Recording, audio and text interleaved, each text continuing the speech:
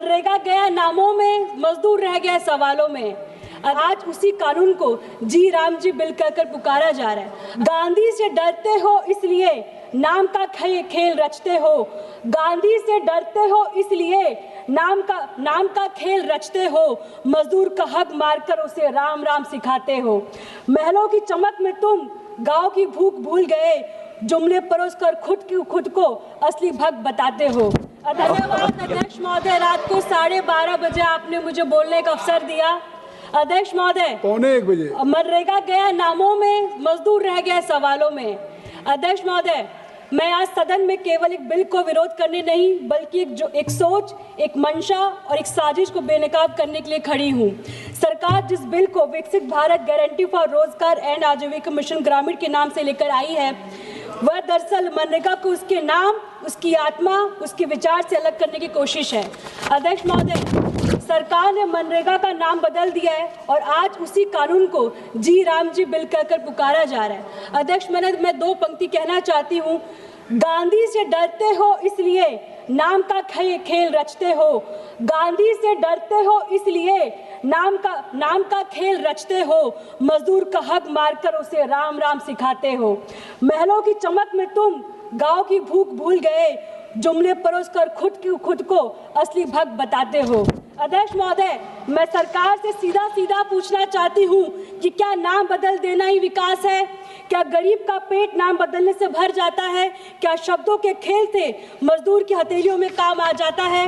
अध्यक्ष महोदय, जिस गांधी ने मजदूरों के लिए अपना जीवन समर्पित किया, जिनके आखिरी शब्द हे राम थे, आज आपने उनके मजदूरों के अधिकारों से ये बेदखल कर दिया है। सच ये है कि गांधी जी का नाम इसलिए हटाया गया है क्योंकि गांधी जी मजदूरों की आवाज थे और सरकार को आवाज नहीं, चुप्पी पसंद है।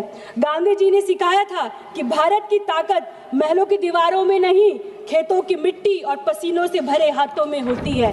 आज आपने गांधी जी को कानून के नाम से हटाया और उसी दिन मजदूरों को हक से बाहर कर दिया। यही है आपकी असली नीयत। अध्यक्ष महोदय, मनरेगा से मजदूर अधिकार मांगता था, नए कानून में मजदूर कृपा मांगने का मजबूर है।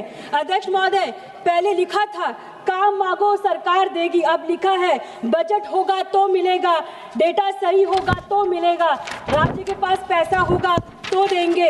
यानी अब रोजगार हक नहीं, सरकार की मर्जी बन गया है। अध्यक्ष महोदय, सरकार ने कहा 125 दिन काम देंगे, पर मजदूर जानता है दिन कागज पर बड़े हैं, पैसा जमीन पर घटे। अध्यक्ष, मुराद को बोलने दीजिए, मौका दे दिया, बोलने दीजिए। आपने इसे सेंट्रली स्पॉन्सर्ड स्कीम बना दिया है, यानी अब रोजगार मजदूर का अधिकार नहीं, सरकार की मेहरबानी बन गया है।